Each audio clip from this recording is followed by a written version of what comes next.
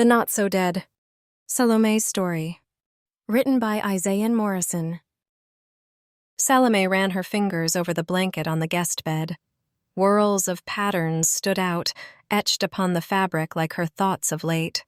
Despite the streams of light that fell across her face from the brightness of the day, her thoughts were decidedly less than sunny.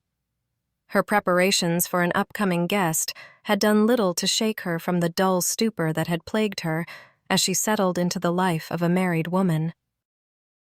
Errant strands of black hair fell in front of her eyes, and she absently pushed them back as she tried to recall where her husband, Percy, had said the fabric beneath her fingers came from.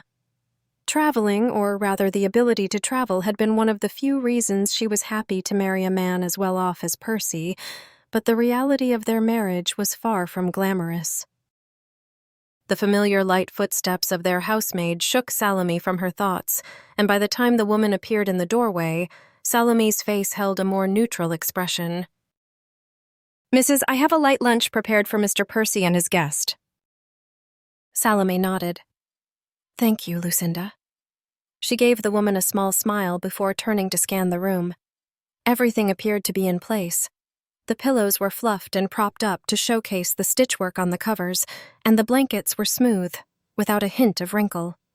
The dressers were polished and free of clutter, and the floors had been swept and mopped until they gleamed. The room had a light lemony scent that Salome hoped pleased her husband and his guest. She could smell the faint scent of lunch from down in the kitchen, and she knew that Lucinda would have made enough for Salome to fashion their dinner. Overseeing a house, particularly one as large as the one Percy purchased the day after their wedding, was a challenge for her, and one that she often felt ill-equipped to handle. "What are you doing?" Salome whirled around, startled by Percy's booming voice. His ability to tread softly enough to surprise her even with the creaking floorboards was so far unrivaled. For someone of a substantial weight, Percy still managed to move as stealthily as the cats that often patrolled the property in search of errant mice to glut themselves on. For Salome, it meant feeling a general sense of unease at being caught doing something unbecoming of a millionaire's wife, which she often was. The books and maps of far-off places and cultures had slowly gathered dust in their bookshelves as she instead filled her days with the approved activities, such as gardening, or gathering with the wives of Percy's clients and business partners. Heart racing wildly, Salome bent her head demurely. "I've set up the room for your guest." At Percy's silence, she hazarded a look up. His dark brown eyes surveyed the room, and Salome brushed her hands down over the pleats in her skirt to keep herself from rambling. Percy hated when she spoke at length and out of turn.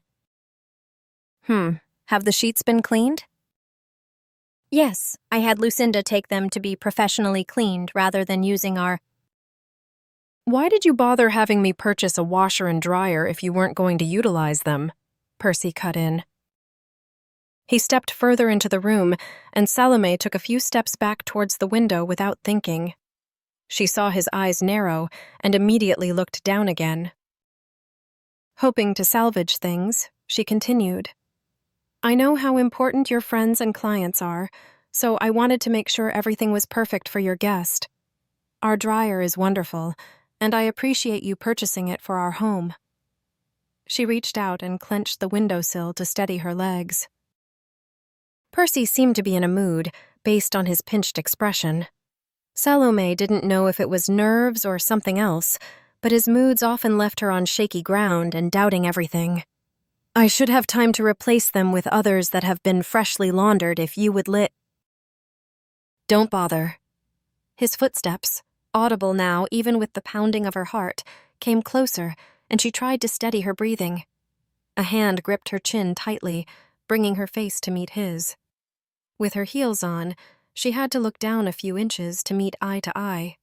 Surprisingly, Percy had never seemed to have a problem with their difference in height, her being the taller of the two. She was now aware that her age had drawn him to her, but she often wondered if he had chosen her for her height for some reason. As she gazed into his muddy brown eyes, her own uncomfortable expression was reflected in them. making her once again aware that this union was not one she wanted, but now was unable to find a way out of. Making the best of things had become her mantra, and she clung fiercely to it, as an owl did to prey. It was often all that propelled her through her days. "I really don't mind changing things, Percy," she whispered. Her hands gripped her skirt tightly as she waited for him to respond. His lips twisted into a scowl. "Why? So you can mess that up too?" He let her chin go as the sound of a car coming up the drive reached them. He fixed her with one last glare before turning away and walking towards the doorway. "And fix your hair, Salome. We have appearances to maintain."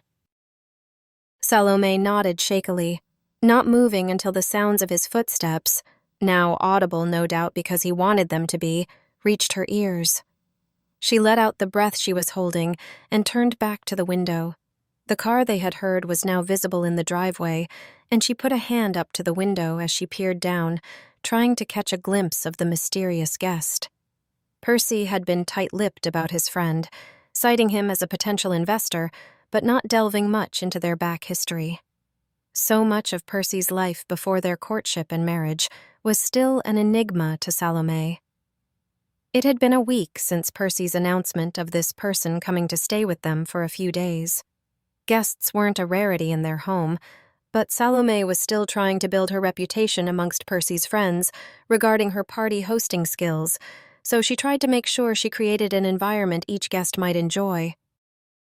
This time, her questioning had seemed to backfire, with him growing increasingly agitated with each question, until she finally ceased and planned to the best of her ability. Clearly that hadn't gone too well based on his reaction. "This is not the life I imagined for myself." The words were kept in her head, but she longed to give them voice.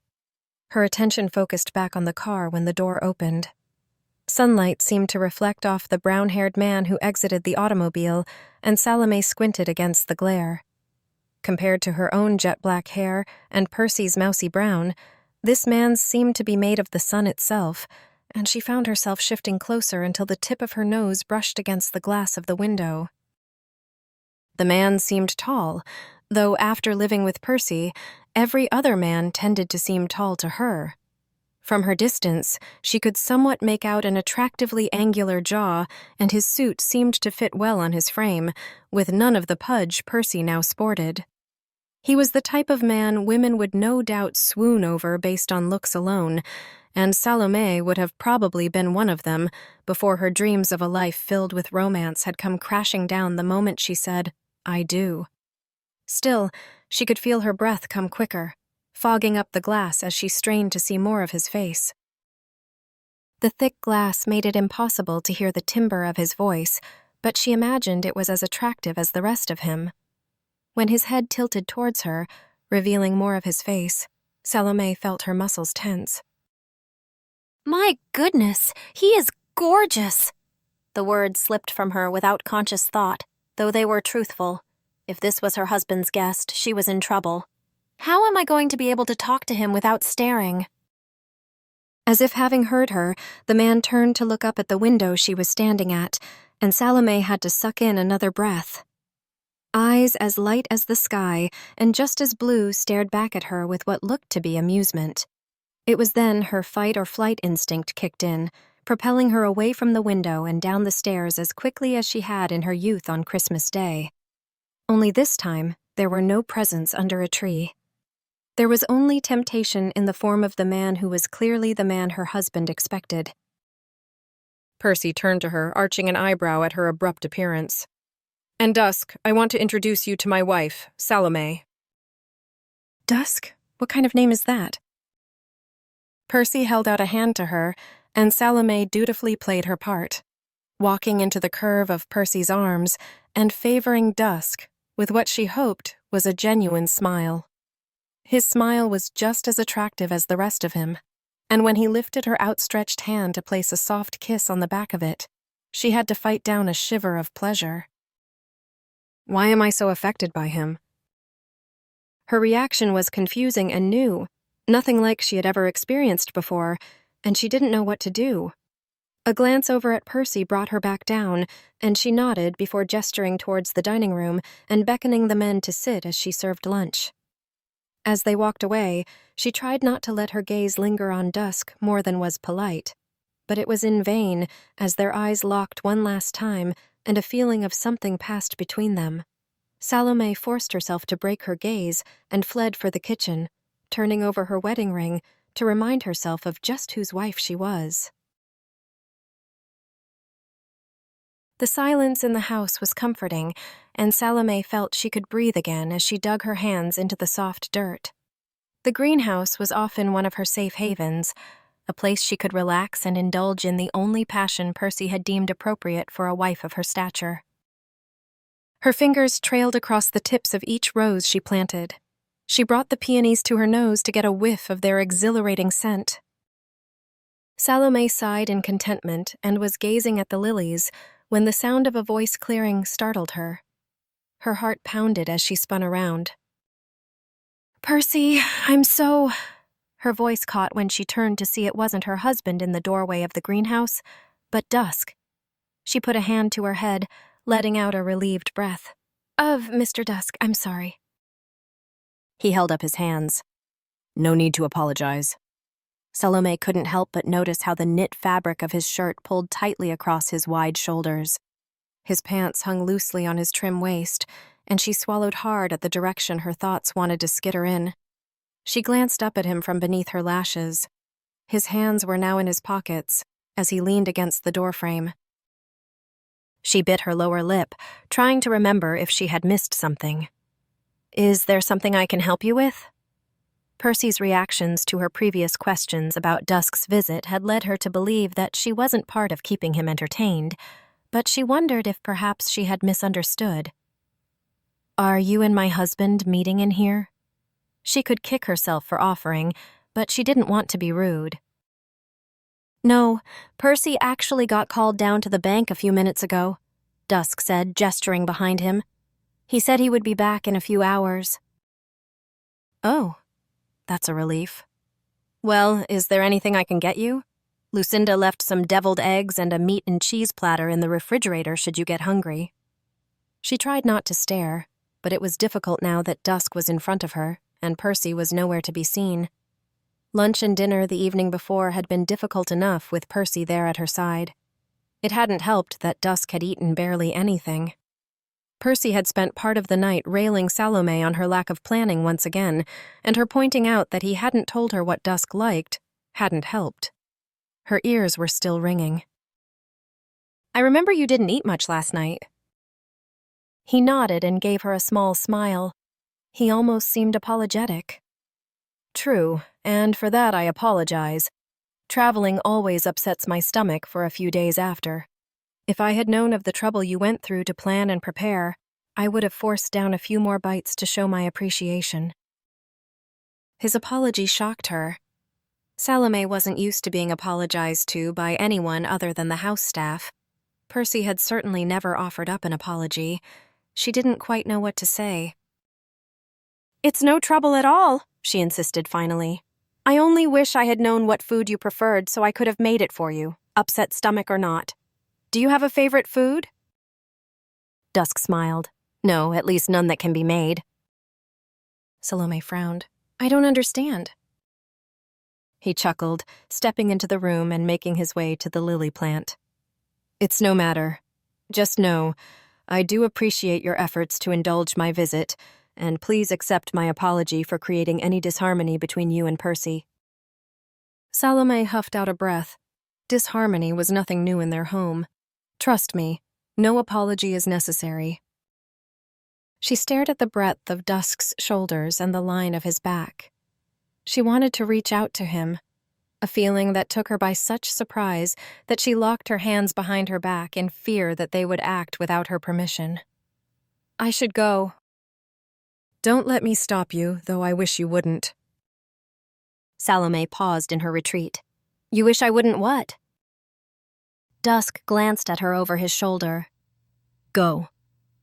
He turned slowly, and Salome glanced down at his hand as he began to play with the lily plant.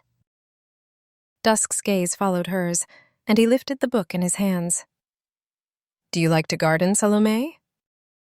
She nodded slowly. You like flowers?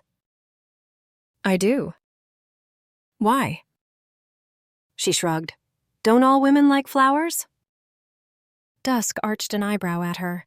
Perhaps, but I'm not talking about all women. I'm talking about you. His interest was surprising. Percy had never shown interest in what she liked, unless it served him in some way. He only allowed her to keep gardening instead of hiring one because of her obvious green thumb. Their garden and yard were the envy of all of Percy's friends. Keeping up appearances was big in their circle, and the outside of their home was part of that.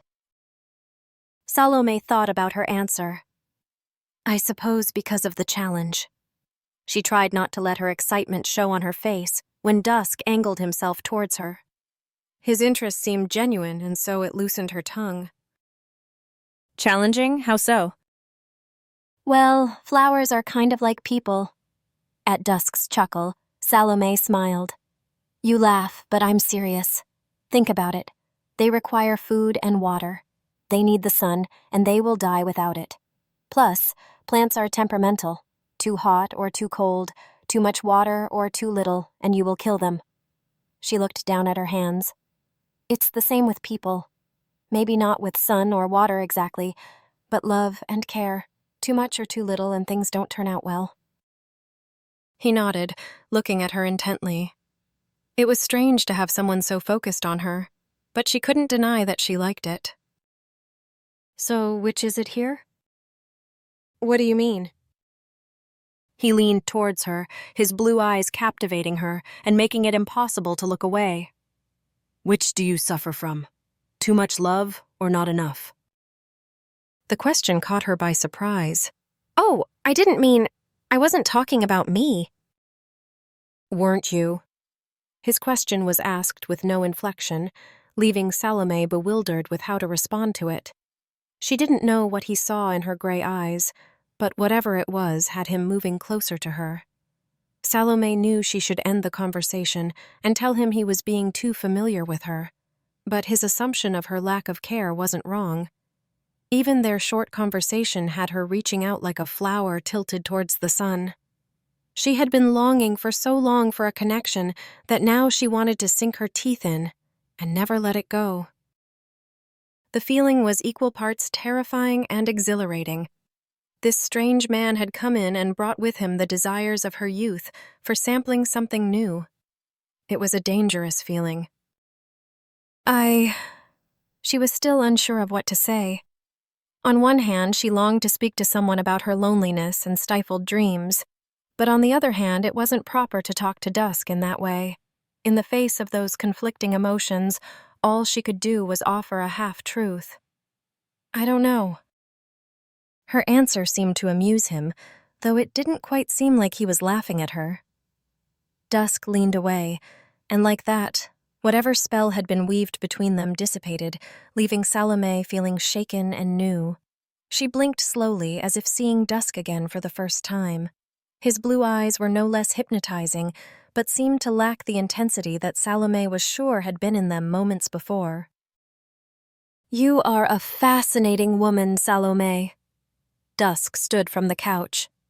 Percy is a fool for not realizing the jewel he has right under his nose.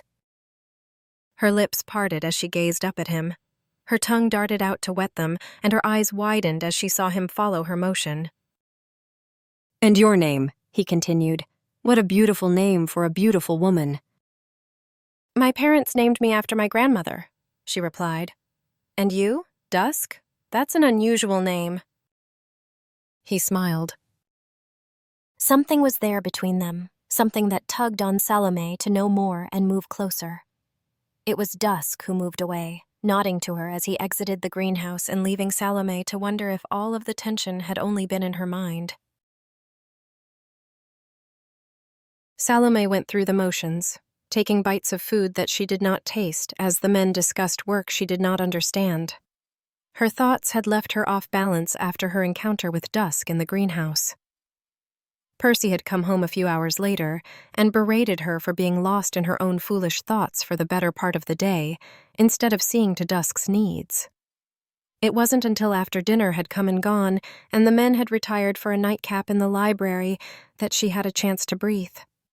She had been woken up to Percy pouring himself into bed, smelling of whiskey and cigarettes, but thankfully, his drunkenness soon had him snoring beside her. Salome was glad.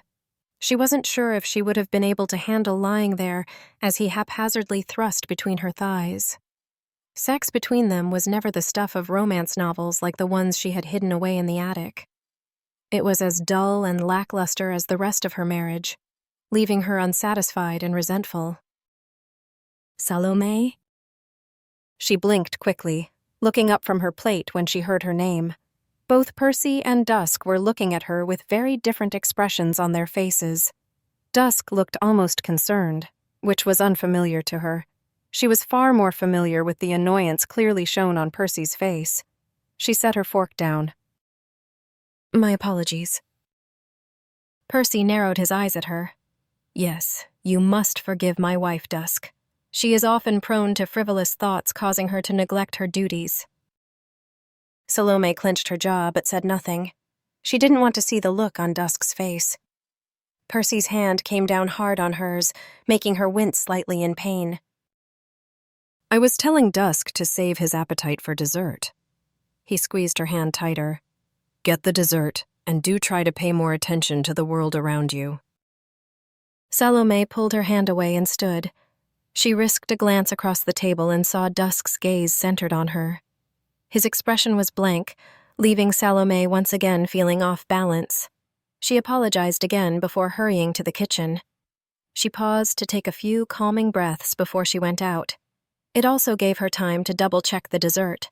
She was extraordinarily proud of herself for it.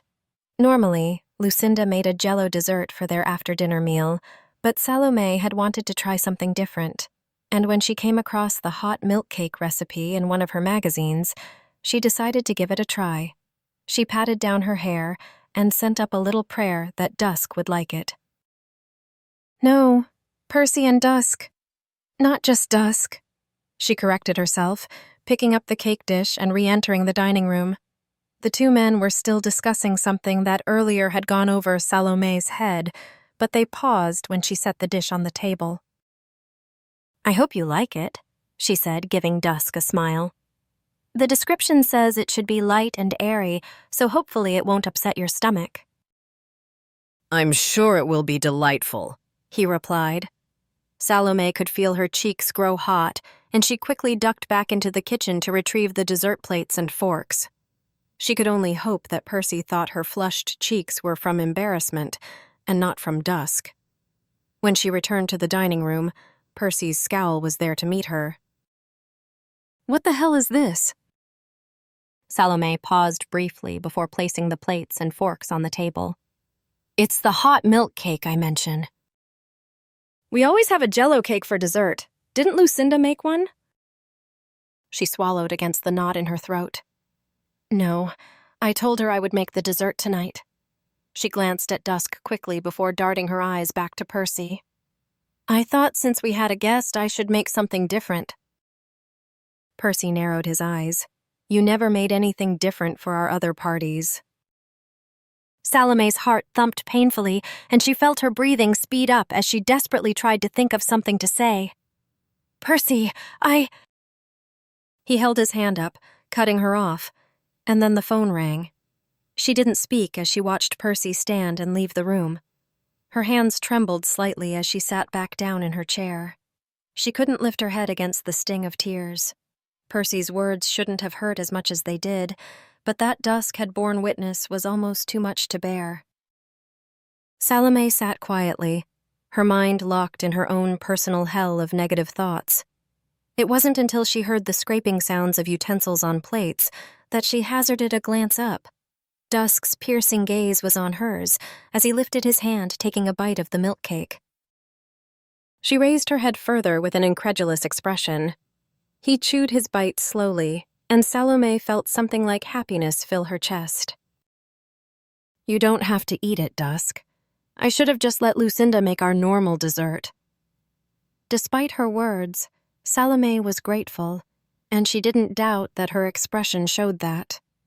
Dusk took another bite, a larger one this time, chewing quickly before placing his fork down and leaning across the table. Salome couldn't stop her blush when one of his large hands covered hers. "I stand by what I said yesterday, Salome. Percy is a fool not to realize what he has right under his nose." He squeezed her hand lightly, and against Salome's best judgment, she turned her hand over to clasp his. She saw his eyes widen slightly, and she felt a little thrill at her own daring. It was a dangerous game she was playing, and she knew it. Dusk had to have known it too, but she couldn't help but reach out to the warmth she had been missing. Dusk was aflame, and she was drawn in, unwilling to fight against the pull. Before she was ready, Dusk pulled away, sitting back in his chair and lifting his fork again right as Percy rounded the corner and stepped back into the dining room. Salome could feel his eyes on her, but she looked back down at her plate, knowing that her eyes would have betrayed her. "Dusk, Mr. Needlemeyer needs us to meet him tonight. Something about a rogue individual backing out of the deal at the 11th hour." Percy's voice sounded strangely devoid of emotion, and that made Salome finally look up. The only time his voice sounded like that was when he was angry and trying to hide it. She tried to regain some semblance of normalcy. "Is everything okay?" Salome asked, looking between the two men. Her eyes lingered on Dusk as he took the final bite of his slice of cake before standing. She felt a sliver of pride at how quickly he had finished the cake, regardless of whether it was truly good or if he were just humoring her. When her gaze landed back on Percy, his eyes were narrowed, and something unnamed swirled in them. "Percy?" He strode over to her, abruptly gripping the back of her neck. It was a hold Salome was used to, but the strength of his hold made her wince, and she followed his guidance to stand. His other arm wrapped tightly around her waist, pulling her uncomfortably close to him. Percy's stomach pushed into hers, and she sucked in a startled breath when his lips landed painfully on hers. It wasn't like they didn't kiss. Salome performed her wifely duties as needed, though she rarely felt fulfilled from them. Kissing Percy usually didn't make her feel anything, but now it made her feel embarrassed and unclean at having Dusk there watching. She brought her hands up to Percy's chest, but she froze, unsure of whether she should pull him close or push him away. Instead, she went limp and closed her eyes tightly, hoping it would be over soon.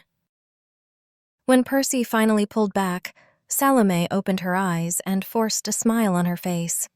She brushed her hands shakily over his shoulders in a parody of affection. "Be careful," she croaked out, having to swallow again to make her voice work fully. "Will you be back tonight?" Percy's eyes were still narrowed as he stared at her. "Probably not until late." He gave her neck one final painful squeeze before releasing her with a slight push. He turned and gestured at the table. "Clean up this mess. I sent Lucinda home for the night since she wasn't needed." Salome swallowed hard and nodded. She forced herself not to glance over at Dusk while Percy's gaze was still on her. In the guise of following directions immediately, she turned to the table and began gathering her own dishes to take into the kitchen. She heard Percy and Dusk talking briefly and looked up from beneath her eyelashes. Both men's backs were turned as they exited the room, Dusk bringing up the rear. But before they turned the corner, Dusk looked back at Salome over his shoulder. When the men finally disappeared and she heard the front door close and lock, she let out the breath she had been holding and sank back down in her chair. Whatever this was, she felt for Dusk was growing more and more present by the day, and she wasn't sure how to hide the burgeoning feelings when she didn't completely understand them herself. Breakfast was quiet, putting Salome on edge. The evening before, she had finally given up waiting for them men to return around midnight and had fallen into a fitful sleep, rousing slightly when the bed dipped from Percy joining her. Normally, he would pull her into a tight embrace as they slept, and while Salome never really enjoyed it, that he hadn't the night before was slightly concerning. She hadn't smelt any alcohol on him, though, and she hadn't wanted to make him angry, so she had simply forced herself to relax and fallen back to sleep. His silence had carried into the morning as Lucinda served breakfast, and Salome tried not to vibrate out of her seat with anxiety. The silence was oppressive, and Salome couldn't deal with it anymore. "So how was your evening?" she asked carefully. "You got back pretty late." Percy grunted. "It was fine." "Was it a big problem?" "No." She nodded, trying not to feel hurt at his monosyllabic answer. "I could have packed you some of the cake to bring last night so you guys had something to eat while you worked." He glanced over at her. "Why?" She shrugged. "Just for a late-night snack." "You've never bothered to make me one before." "I've packed you a lunch." "No," Percy interrupted loudly. "You haven't made me a damn thing. Lucinda packs lunch. Lucinda puts in desserts or snacks. You have not taken interest in doing any of that for me, so why bother now?" Salome shrank into her seat at the accusation in his tone and averted her gaze. "I didn't want to risk putting something in that you might not like." "Well, you certainly don't seem to have that same fear now. So, what changed, huh? Is it because of him?" She looked up in shock. "Who? Dusk?" Percy scowled. "Yes, him, Dusk. You haven't taken interest in doing anything other than gardening since you got here. Suddenly he shows up and you want to make desserts and ask about my fucking night." Salome stood up, trying not to let it show how off balance she was. "I've always been interested. This has nothing to do with Dusk." She gathered her plate and utensils in shaking hands and carried them to the kitchen. She worked hard to school her face into a more neutral expression, even as her thoughts raced. She had been trying so hard to not let her emerging feelings for Dusk show, and she thought she had been hiding them well. This wasn't the first time Percy had shown his jealousy over her talking with another man, but it was the first time the jealousy was warranted. Salome didn't know what to do with that. She placed her dishes in the sink and braced herself against the counter. She took in a deep breath, trying to calm her emotions. The sound of the door behind her slamming into the wall made her jump, and she whirled around in time to see Percy bearing down on her with his own plate in his hands. "I wasn't done fucking talking to you," he bellowed, voice bouncing off the walls. She put her hands up. "I'm sorry, Percy. It's just you weren't making sense." "I wasn't making sense?" he yelled out, eyes wide and wild. His face was red as he spit out his words. Salome opened her mouth to respond, but yelped instead when he threw the plates in the sink beside her. The plates shattered, making her cry out in fear. She tried to move away, but before she could take more than a step away, Percy grabbed her arms in a rough grip. "Who the fuck do you think you are?" He shook her hard. Salome's legs trembled as she tried to think quickly. Her brain was in panic mode, and she couldn't do more than let out a pained whimper. Never had she been grabbed like this, hard enough to bruise. "Percy, please." Her plea fell on deaf ears as he pushed her back until the counter dug painfully into her lower back. "Percy, please what?" he snarled. "Please don't tell you what a shit wife you are. Don't tell you that I see how you look at Dusk.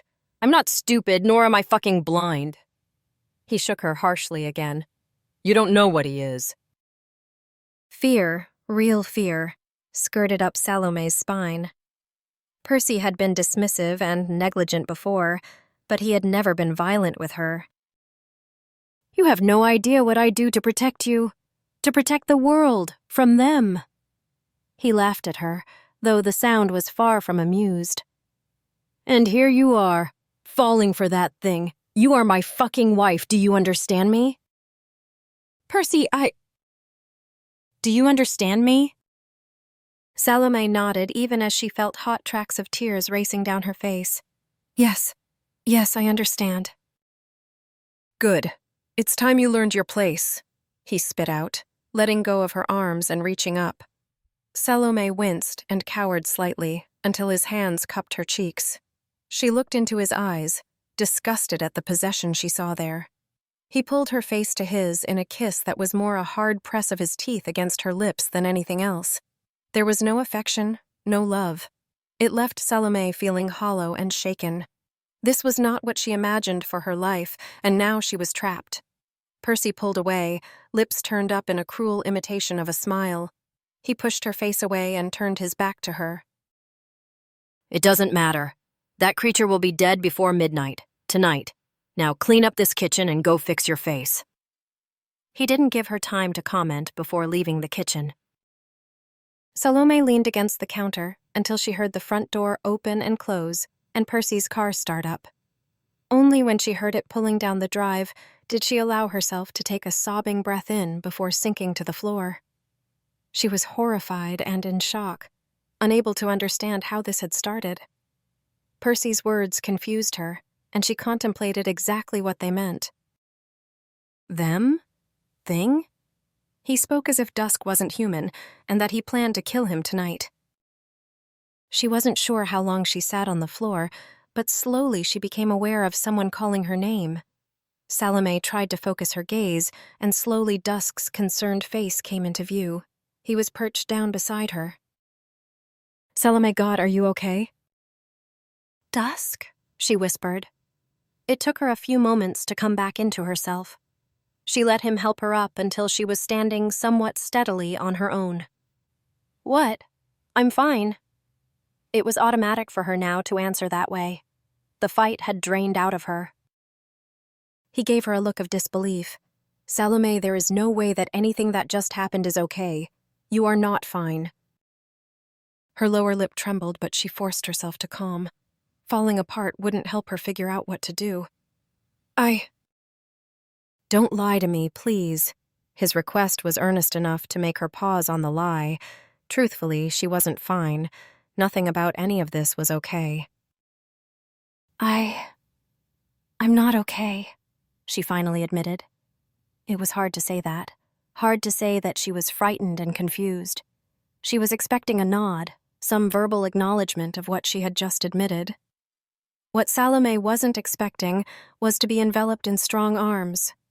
This embrace was nothing like the violence that Percy had touched her with. That's when she noticed his skin was as cold as ice. "He said some terribly horrible things about you." "What did he say?" "It didn't sound right. He didn't make any sense. He called you a thing, and he said you'd be dead before midnight."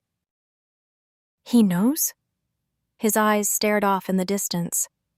He must have always known. He then turned back to her. "I'm so sorry, Salome. You deserve so much more than this," he said softly. His voice was so steady and sure that Salome couldn't even try to deny it. "I've never heard him threaten anyone like that before besides myself." Salome tried to fight the pull. Percy's words were still ringing in her ears, and they made her flush hot and cold with fear. But Dusk's hold was everything Percy's was not.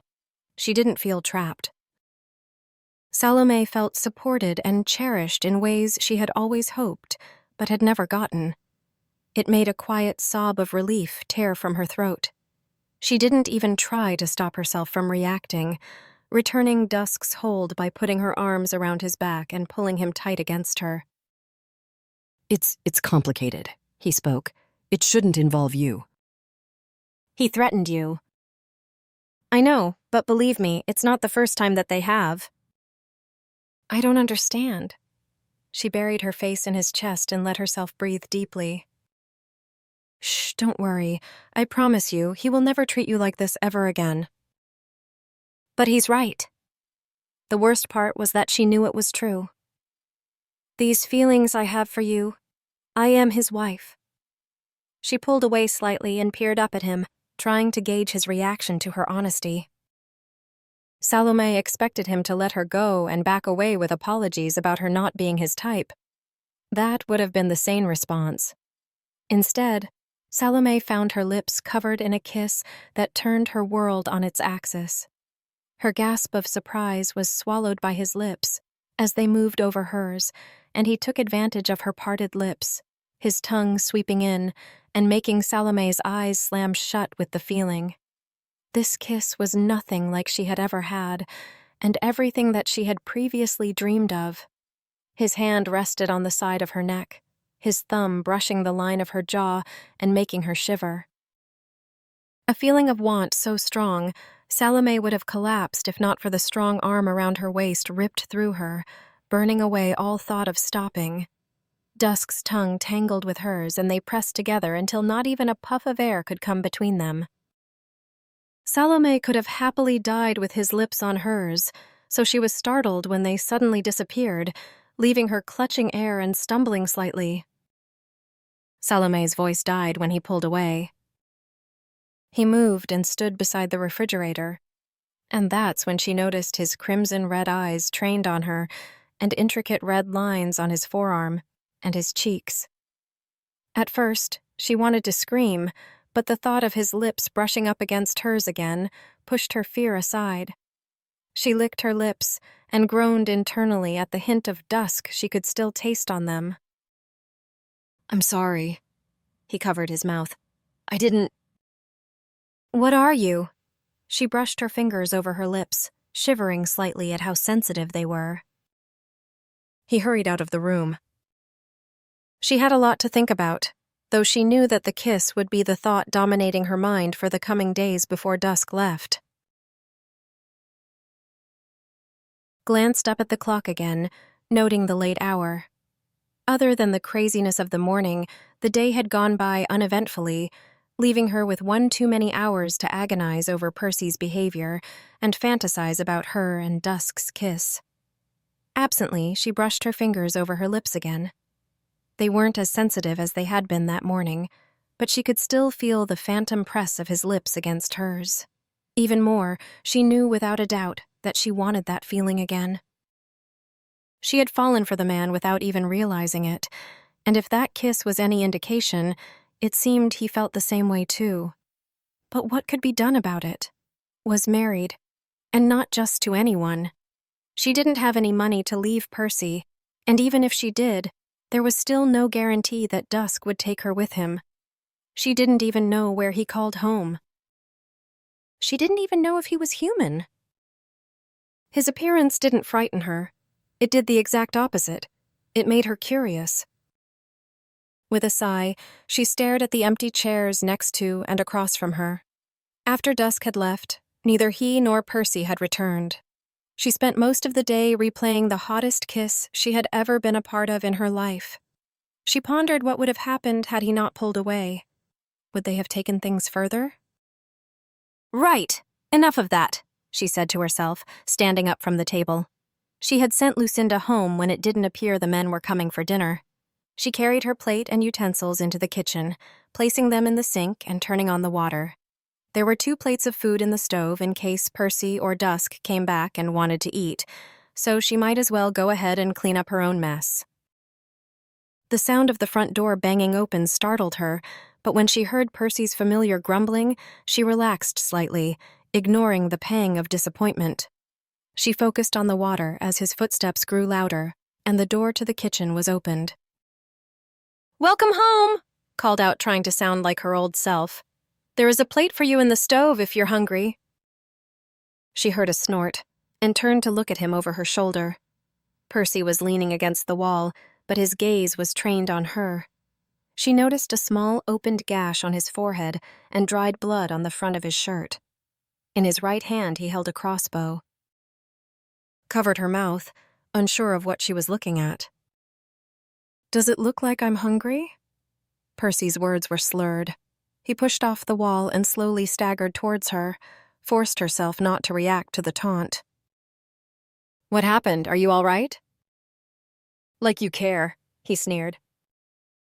"Percy, tell me." "I killed it." He stumbled closer. "I killed that damn wraith." "What are you talking about?" "Were you not listening earlier today?" He raised his voice. "That thing, Dusk, that's what he is, a damn wraith." Turned, wrinkling her nose as the scent of blood wafted over her. "You also must have hit your head. Maybe I should call a doctor." She was expecting him to slur out more insults or accusations, but not for him to lunge for her, grabbing her around the neck. "Do you know what I do for a living?" "Percy, stop!" Brought her hands up to grip his wrists as real fear shot down her spine. I asked you a question. Do you know? No, Percy, please? I work for the Brotherhood as a researcher. I research demonic creatures, he said in a low growl. But you wouldn't know that because you spend all day in this house doing absolutely nothing. You're hurting me. I'm hurting you? He rumbled, leaning in until his face drew close. You hurt me when you fell for that thing. His voice was yelling by the time he finished his last word. Gasped when his grip tightened, and she tried to pull his hand away. She started to panic when his hand didn't budge. Percy, let me go! You are the wife of a Brotherhood researcher, he roared in her face, nails digging into the skin of her neck. Falling for a creature like him is like a slap in the face. With a cry of pain, fought again to get free, raking her own nails over the skin of his arm. Percy shouted and let her go briefly. Before could get her legs working, his hand came down on her left cheek with a hard crack. Bright hot pain bloomed across her face as she stumbled with the force of the blow and fell to the floor. I've been hunting that thing down for years, and you almost ruined it. I'm sorry. I didn't know. The pain and shock stole her breath, and she covered her cheek with her hand as tears ran in rivulets down her cheeks. She gazed up, not understanding the man she saw above her. Percy's nostrils flared, and his hands were curled into tight fists. The panic felt exploded into full-on fight or flight, and she tried to gather her legs underneath her. A heavy weight fell on her then, and she struggled against it, twisting and turning against it and the floor. Fingers slid in her hair, gripping and jerking her head back painfully. Another blow rained down on her other cheek, this time with knuckles to amplify the hit. Sharper pain bloomed, and she shut her eyes as she cried out. Percy, don't! Her plea went unanswered, and she reached up to find anything that could help her escape. Stop, please! You'll learn! He screamed out, wrenching her onto her back this time and hitting her in the chest. Breath whistled out of her as bright spots darted in front of her eyes. She brought her knee up, connecting with a soft mound of flesh. Percy's shout of pain was followed by a release of the pressure.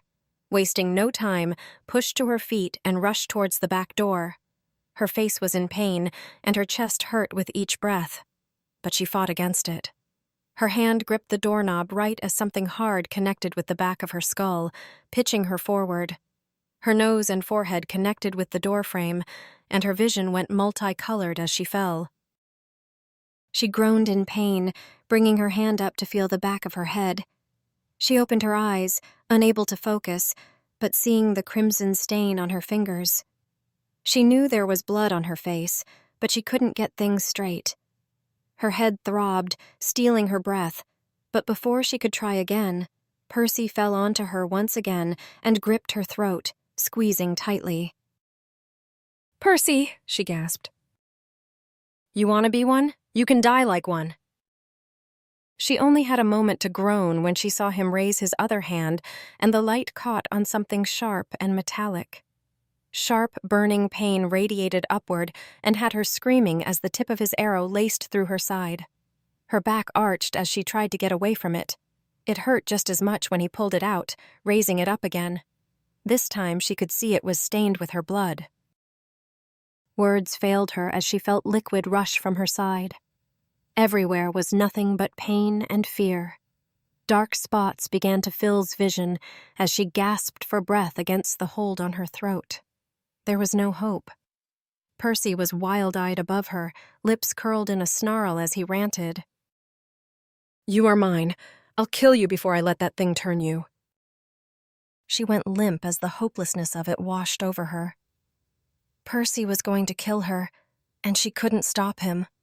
Already she felt less pain than before, and she was colder. She closed her eyes, not wanting to see anymore, and braced for what she hoped would be the final pain before death. Suddenly, the hold on her throat was ripped away, and a new sound reached her ears. You! I killed you! Could hear Percy yell, and then scream before being cut off abruptly by a wet sound. Her head lulled to the side and she opened her eyes, unsure of what she was seeing. Nothing mattered now. She was dying, and that was it. She caught sight of her savior and let out a pained whimper of surprise. The other person turned, revealing himself to be a crimson-stained Dusk. His hands and face were covered in blood, and this time his red eyes burned with a strange inner fire that she had never seen. She let out a tortured breath as her body spasmed and was quickly swept into Dusk's arms. The movement jostled her, making cry out in pain. "I'm sorry," Dusk said, hand reaching over to cover her side. "I should have gotten here quicker. I didn't think he would—" "Hurts," whispered. "I know." He leaned over, kissing her forehead. "This is all my fault. I put you in harm's way by coming here." He brushed his thumb over her cheek, smearing blood. "I came here to kill him, but I didn't know. I didn't know he was married." Tried to lift her hand to touch his cheek, but the pain was too much. "I can help you, but only if you agree. Do you want me to help you?" She replied in a raspy voice, "Yes," before finally closing her eyes. She didn't understand what he meant, but she was happy to spend her last few moments in his arms. She felt Dusk's body shift before his lips pressed against hers, for what she felt would be the final time. Then she felt her body began to grow weak, and pressure increase as he started to suck violently. He pulled back. "It'll be just a few moments." She whined when her throat and tongue began to tingle with the strange warmth spreading through her. "It'll pass," he whispered, "and you'll feel so much better." His muscles clamped down, and she opened her eyes, gaze instinctively, finding Dusk's. Everything seemed too bright now, and her blood ran hot, then cold. She wanted to ask him what was happening, but whatever was in her throat felt good. When she tried to lift her hand to touch his face again, she saw dark veins pulsating underneath her now pale skin. This has been The Not So Dead. Salome's story. Written by Isaiyan Morrison.